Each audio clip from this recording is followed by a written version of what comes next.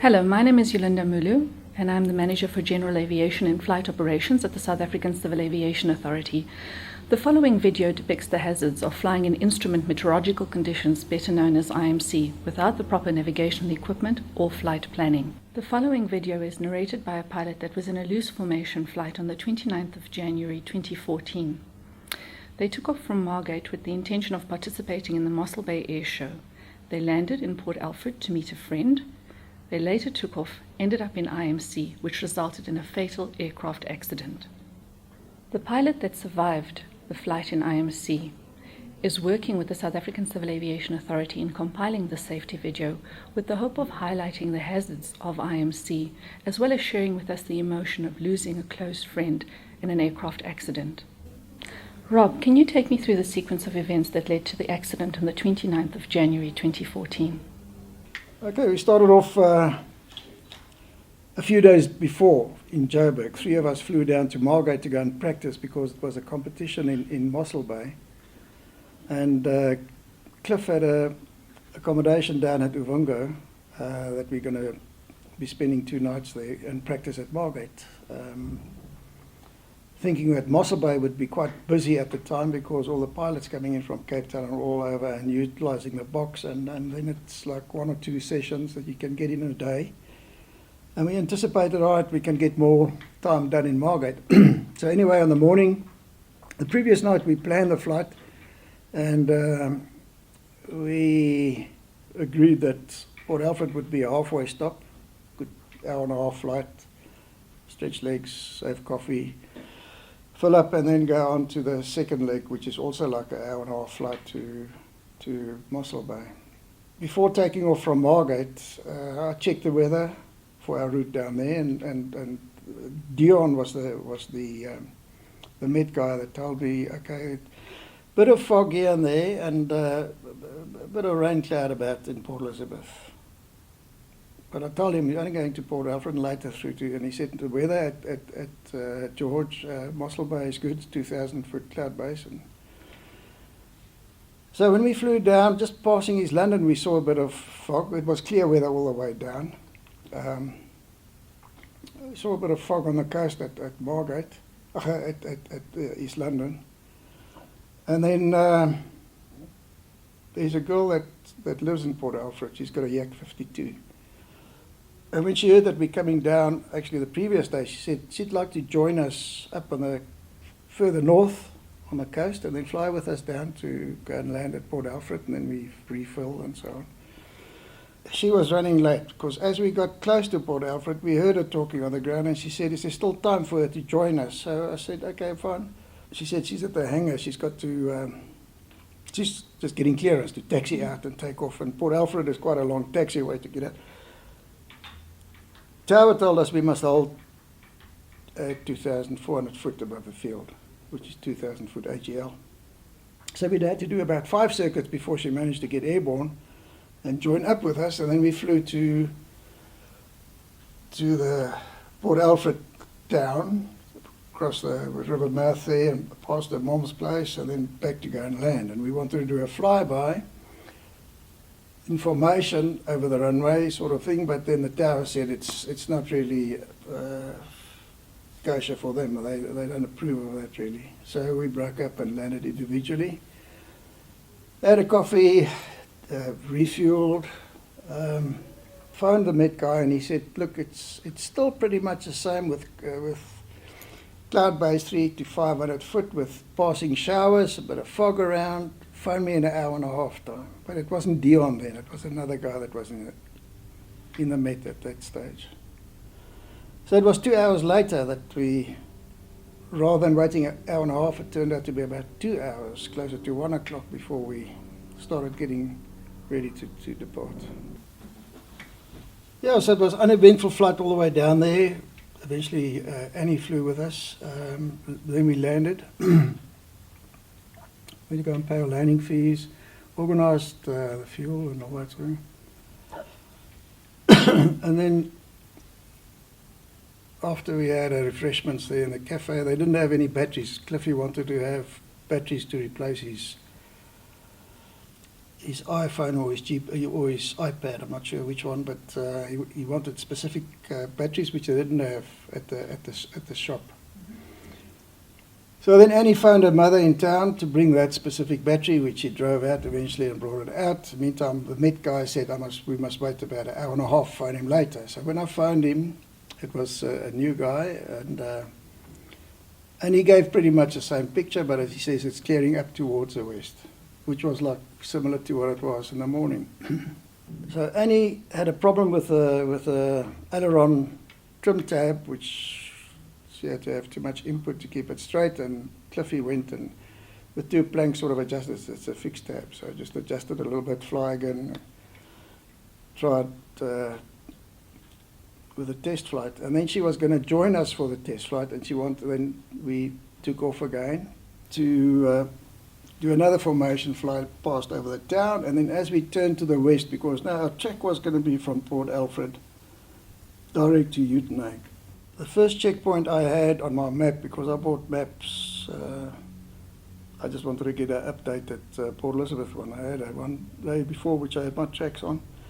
So with Cliffy having the GPS, me not having a GPS, I was flying in a Vic 2 formation with him, about 4 or 5 o'clock position. So he'd lead, he's got the GPS, he's got the iPhone, and he's got the iPad, which I think he had cockpit or some program that he was using. So when we started turning, after getting airborne and turning now for going en route, Annie said, whoops, the rain is coming. She's got to get back, because she wasn't going to come with us to Mossel Bay in the first place. She just wanted to do more like a test flight for aileron. Guys, can you see the vis ahead of you? You're going into that, eh? Yeah, I will just work through it, Eddie. Okay, I'll tell you, I'm going to head back then, alright? No problem. And then she said goodbye and went to go and land, because she still had to park the aircraft before the rain comes and all that sort of thing. And we pushed on through the GF area, and we changed frequency to, I think, 124. 4-2, I can't remember. And Cliffy was then veering slightly off track to the north to avoid a bit of low cloud and a bit of rain. But there were patches of clear, not clear, but it was lighter than where the rain was. It was like patchy. And then I asked him again, I said, have you punched in the new track? Because as you move off track, you've got to triangulate again. So from there on, he pushed in the new one, and he says we're on track again. We took off at about 5-6 minutes past 1 local time. And 2 minutes later, 20 past, I switched from center tank to wing tanks, because you don't take off with wing tanks or land, you just use center tank. And I made a note of it, switching, so that I knew how long I've been on my wing tanks to know that I have to switch over to center tank, and then how much time I've got left. And I didn't see Alexandria. I missed that checkpoint. But now I'm just following Cliff, because he's got the GPS. And I told him just after that, I said, Cliff, it doesn't look good. And he says, no, it's okay, let's just carry on a bit longer.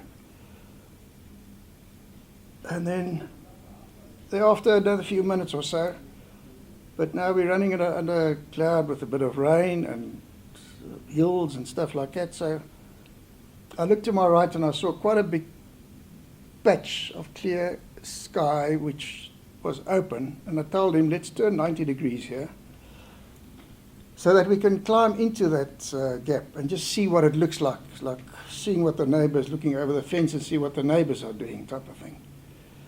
So we climbed through that gap, climbed up, and it was like a flattish layer of cloud. And he said, it looks good. So I said, have you got the new track? Because now we moved further north again off track. Then he says, no, he's on track and we're flying along. He says, are you with me? I said, yeah, I'm up here, just about 100 foot above him. And then I said, we'll have to change frequency shortly. We'll be entering Port Elizabeth controlled airspace, and we'll have to call them. Now, I know he had a problem with his transponder, and I had a transponder on. And whether he was worried about that was a consideration, I don't know. But I noticed he was just skimming on the clouds, and I warned him. I said, it looks like some of the, of course it's not quite flat, but it's lumpy now and then. Some of it was coming over his canopy.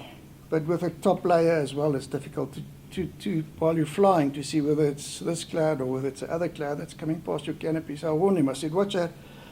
Shortly you might just go into it, you know. Just climb a bit more, and then you'll be clear, because I was clear of it. And the next thing I see, he goes, he's into the cloud. So I said, Cliff, are you okay? What's up? I was quiet for a while.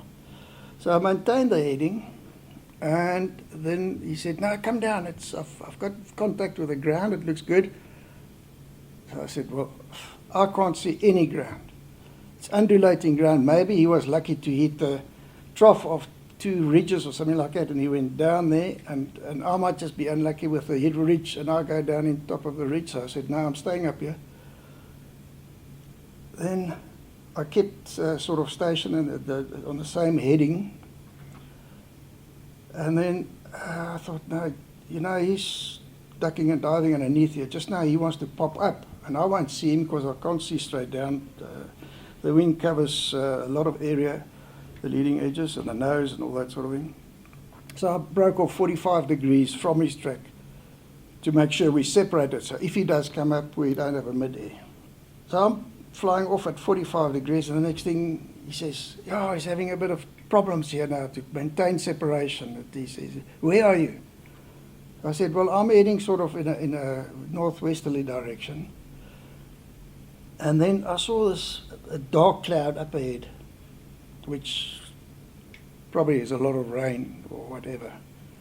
But then I looked further right to the north, and it looked like it was breaking up a bit. They're more lighter colored clouds, almost with a golden tinge to it, sort of thing. So I said, I'm turning further north now. He says, where are you? I said, I don't know. I see a gap up ahead, and I see a little town, but I don't know what it is. It's just a small town in a valley type of thing. I said, I'm going to go down and see if I can't get underneath the stuff to get to where the clouds are better, and towards George where the weather is good, or better than here. But as I turned north, I looked right to where Port Alfred would have been, and it was, I knew I wouldn't be able to get to Port Alfred with the weather between me and it without a GPS. So I was like committed to flying north now. And he says, he's having problems here. I said, well, climb to the top and come out on top. When you come out now, thinking now he's probably flying in a westerly direction, which we southwesterly. If he comes out, you'll see on this cloud that we were up together, when you come out, you'll see a dark cloud. And then look further right, and you'll see sort of like a breaking cloud with a bit of golden tinge on it. Head in that direction. And then while I was descending, he says, where? I said, I don't know. I'm going down now to have a look. And that was the last communication I had with him. So whether he started climbing, I don't know. But anyway, I was down there, and I could see I presume it was the Atuniqua range, and it had clouds rolling over the top, pushing in from the south, rolling over the tops here, and then warming up and then breaking up, going into the valleys. So I knew if I went too far west, all the way west, and then try and get to George, I won't get to George, because I've got to go past 2 mountain ranges with clouds like that. I won't get through. So I thought, okay, if I head in a southwesterly direction, if I can get underneath this stuff, if it looks all right, I'll probably get to the coast and I'll be clear, and then I can go coastwise. And then after about the second, third reach that I've skimmed over, it was starting to get a bit lower and lower. And I got into quite a big valley. And I saw it wasn't a mountain, it was like a hill. But it was almost like, I thought it looked like pyramid shape. And I was tracking towards, and I was in 2 miles, go left of it or go right of it. And I thought, okay, now let me just, then as I'm looking right of this pyramid, I see there's power lines there. Well, I didn't see the power lines, I saw the towers, which while I was flying straight, I didn't see. And then I thought, well, let me just do a circle here and just check out what's here. And all I saw was undulating ground and a rough area. And I knew, no, sorry, before I started turning, I was during the turn. While I was looking at the area here, and I knew just, there was no place to land in this area. I've got to get out of here. And then as I'm turning out towards, on track to want to cross the reach there, this dark cloud, this dark patch in front of me. So I thought, what the hell is this now? So, but I can see clear on the sides, but I turned 45 degrees where it's lighter, wanting to get away from this dark spot. But then as I roll out at 45, it's dark there again. Then I realized it's rain that's heavy, coming down heavy, and I could see the clouds coming, touching the power lines now. So it's going to be touching the hills just down, then I'm going to be trapped in this area. And the way back was close behind me as well. The rain was the cause of this dark thing that I saw. Not when I was on top, that was a dark cloud, but then I realized, okay, I can circle here until I run out of fuel, and nobody's going to be, I won't be better off than what I'm at now. Only option is I can't do a forced landing. I've got to climb, and maybe I can get through on top again, like we did a while, I don't know, 15 minutes before or something like that. So I had that last little bit of horizon, and I knew I had to climb to miss the ridge and to miss the power lines, but I knew I was going to go into the cloud if I did that. So I wanted to do that with as wings level as possible and the ball in the middle without any yaw or roll inputs. Took full power, pitched the up. With the giles, you sit, your arms actually quite steady. Yeah? I mean, it's like supported here with your own body because you recline at 45 degrees in the cockpit. So it's not like you've got to hold the stick with the elbow floating. It's there, and I locked my elbow. And I climbed, and I pitched, climbed at 80 and went into the cloud. My first consideration, I knew slightly further west, the hill, the mountains in Aeroclub, the high point there was about 5,000 foot. So I was, I don't know, 500 or 1,000 foot when I started climbing. So my first concern was to get beyond 5. I knew further north and west of me was the high point on the map was just close on 8,000 foot. So I wanted to just be sure that I'm above 8,000. Once I'm there, then I know I'm away from immediate danger there. So I had my wet compass, that's all I had. I had no gyroscopic instruments. I just kept the ball in the middle. It's just a slip ball. It's not a turn indicator. It's not a gyroscopic turn and bank. It's just a slip, which is just shows you that you're not flying. Your tail is not following your nose. You're slightly slipping or skidding. And try and keep the compass steady. It's just a wet compass. I remember the temperature at the bottom. The oil temperature was about 200 degrees Fahrenheit. And during the climb. Now I'm in the rain. It's raining. It's pouring down. I noticed that the oil temperature is now at 170 degrees, which has never happened to me in any steady climb. Temperatures always go up because the airflow is less, the oil temperature, engines working harder. The oil temperature was 170 degrees. But I haven't got an outside air temperature gauge, so anything can be is that the outside air temperature is getting quite cold now. So the next thought was that I'm going to get icing shortly. So I can't see the leading edge because it tapers away. It's a symmetrical airfoil wing. It's curvature. The leading edge is beyond the curvature of what I can see.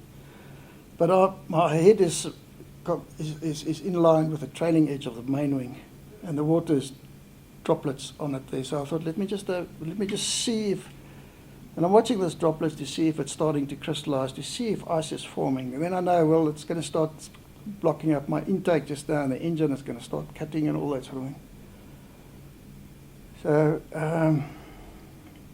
while I'm looking at that, and I didn't look away long, because I'm concentrating on the compass and the ball all the time. That's all I've got to keep me more or less wings level. I looked back again, and I saw that I was actually heading north now, instead of flying in a south-southwesterly direction. The compass is in about 020 or something. So in that short period that I looked away, the aircraft started turning. And I thought, okay, this is now what they talk about. You got like 3 minutes. If you're in a cloud for 3 minutes without instruments, you're going to start, your sensors tell you're turning or you're not turning, and you start putting inputs, and you end up in a spiral. So I thought, okay, this is a start of it, yeah. And there's no way, if you start with that, without an artificial horizon, that if your speed starts going up and you check back on the stick and the speed just stays there, you could be in that position, pulling down to the ground that way.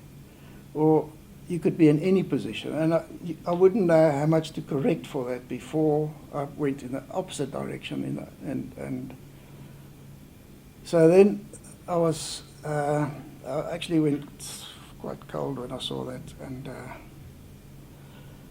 I got it stable on a north, and then I slowly just gave it a little input, and I managed to get back to a southwesterly direction.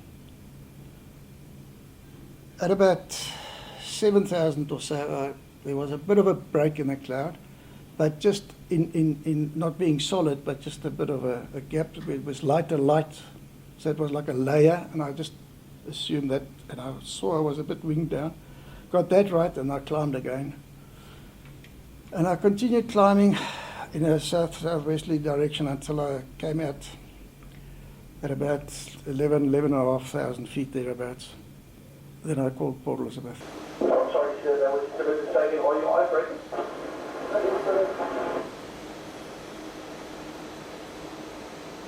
Confirm your current position now is 5 nautical miles to the southeast of Houston. If they've got me on radar, I'm uncertain of my position. I'm on a track from Port Alfred to Mossel Bay. So then he asked me if I've got an instrument rating. I said yes, and he said, okay. He said, what level you're at? I said, okay, 100 is a correct semicircular for that direction. Because that was also good, because it was like falling away the cloud to the west then. And he said, okay, turn left. He's got me on the squawk, 6101, and he says turn left about 30 degrees for George. My intention was never to go to George all the way, because George had 2,000 foot cloud base, and then I've got to fly there and try and do a let down with that gyroscopic instrument. So I could see that the cloud is diminishing, and I would be able to do a VFR descent shortly after that.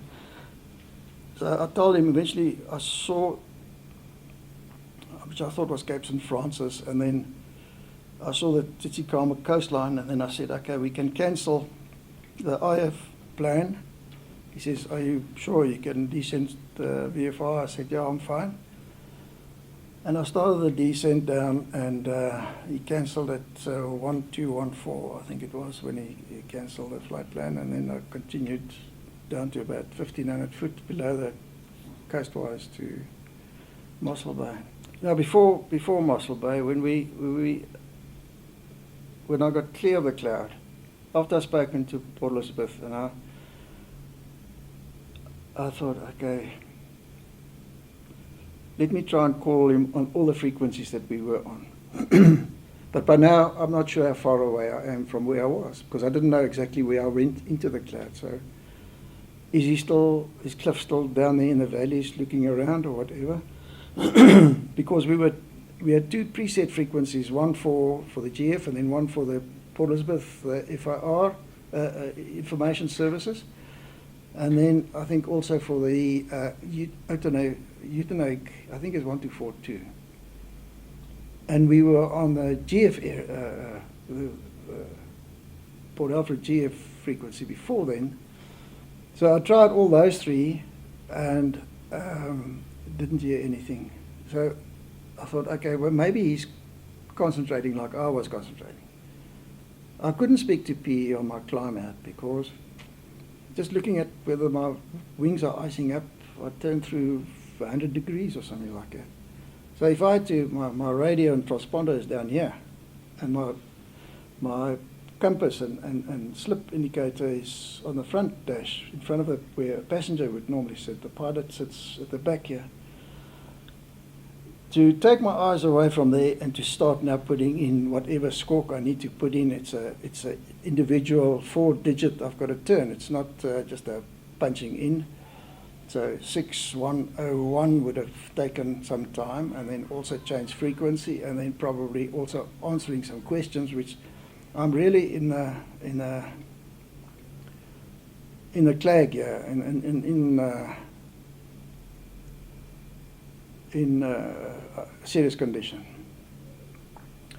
So after I landed at Mossel Bay, shortly after that, I got a phone call from Colleen to say that Cliffy's phone is off. He always flies with his phone on, and he phones when he's landed. I said, well, I've just managed to land now. I'll check with Port Elizabeth. Because he had enough, we still then, I mean, it's like supposed to be an hour and a half to Mossel Bay. So he would have had better, say, hour 15 or whatever left in his fuel tank. So if he was scud running or climbing through cloud like I was, I spoke to Port Elizabeth and found the air wing at Port Elizabeth for them to give them the information and all that. And then the air wing asked me to please just open a case file for missing aircraft, so that he can work on that case file before he can do it. That's paperwork he needs on his side to be able to justify the search and rescue. And then the police at Mossel Bay refused to open a case number because they don't open a case less than 24 hours for a missing person. So even although I said that he should have been landed somewhere, or we couldn't get one, because for MTN to do a triangulation to find out where the last cell phone pickup was, they also need a case number. So that was also very disturbing that one couldn't accelerate the whole mission, the search and rescue. And yeah, so then the people I found there, Stu Davidson, they also fly aerobatics. They started a bit of a search that day, but apparently the weather was not so good. They said Sankey White wanted to know where I was last and all that sort of thing. I had a look at the map and I tried to think where, because of the valleys I saw, where we headed north and where we started climbing initially. But apparently I was out with that because I wasn't, for map reading, I was following an aircraft that had a GPS in, so all I can think of is that we were further west to what I originally told them, and the search and rescue could have been narrowed, but I didn't know where I was at that stage. Yeah, and then during the climb there, it was, I had a parachute on. And people asked me, did you think of jumping out? I said, well, you know, I'm flying all right. There's nothing going wrong at this stage. If I'd picked up icing and the engine stopped, with what I saw that I went into the cloud, I would have had insufficient height to recover out of the cloud, to make a proper recovery before, to get wings level and to recover without power, to do a glide and avoid the mountain and still having to do a forced lob somewhere. So I didn't consider it at that stage, but after I looked to see if I had any ice on my wings, I thought, well, if I do go into a spiral, I'll have to think at what speed I can jump at. And then I just said, okay, if I lose it, I'll have to jump. But at that stage, I was concentrating so much on keeping it straight and on heading. Didn't enter my mind again. So looking back, would you attempt this again? We didn't go into that thinking that we're going to end up in the situation we were eventually. Because when you compare it with the weather we get up here in the high velds, you get a rain squall, you get a rain, and you can see, okay, it's raining there, and you can go further south around it and stuff like that, which is totally different to what they had along the coast there. Having seen the weather that we've been through, when Annie joined us there at Port Alfred, which was like a cloud base of 4,000 foot, you think, okay, well, a bit of rain here and a bit of mist there on patches is like you could do here, dodging it and then getting through on the other side where the better weather was. So it wasn't, now, in hindsight, I mean, that coastal weather needs far more respect than what we anticipated for, I mean, the patchiness, the cloud, and a bit of rain, but it must have been a continuous movement all the time and not just an afternoon thunderstorm or something like that we used to up here. So, yeah, no, you'd never want to go through that again. Do you think that you landed safely because of skill, or was it just luck?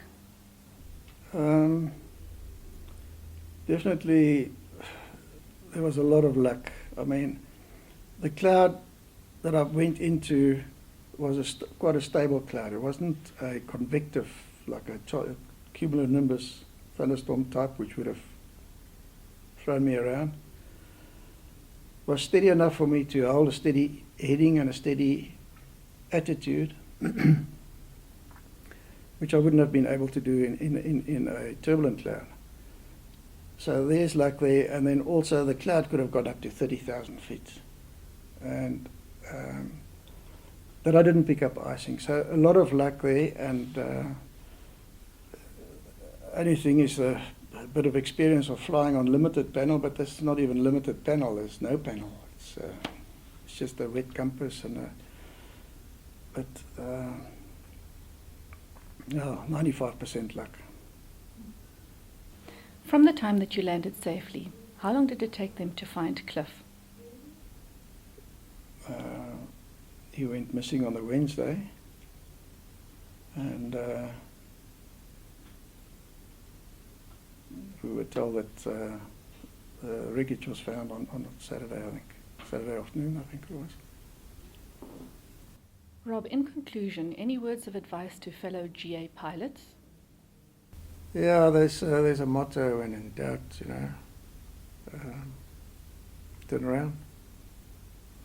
Depends on your what you're comfortable with, but there must be a cut-off point that even if it's but it looks safe at 500. The terrain could eventually run into that 500 foot could become zero. And while you have a chance, turn around, go and land. And the alternative has to be with GPS nowadays. You got just punch into the nearest, and you've got an airfield where you can go to. But when you got yourself in a corner like that where there's no out, I basically had no out. I was just lucky to get out. And next time round, I might not be lucky. But I wouldn't like to go and see if I could be lucky again. I wouldn't try that again. So for people with, doesn't matter how much experience they have, instead of pushing on and feeling this deadline that you have to go, if it's uncomfortable, turn around. So I think when I told Cliffy when it doesn't look so good up ahead, perhaps if I'd said, okay, I'm turning around, if you want to continue, maybe he would have followed me and we could have probably, with GPS, got back to Port Alfred. But it's just something I've got to live with, that I didn't push it hard enough. And yeah, in doubt, go and land. Thank you. The CAA hopes that incidents like these never repeat themselves, and we truly hope that this video is of value to you.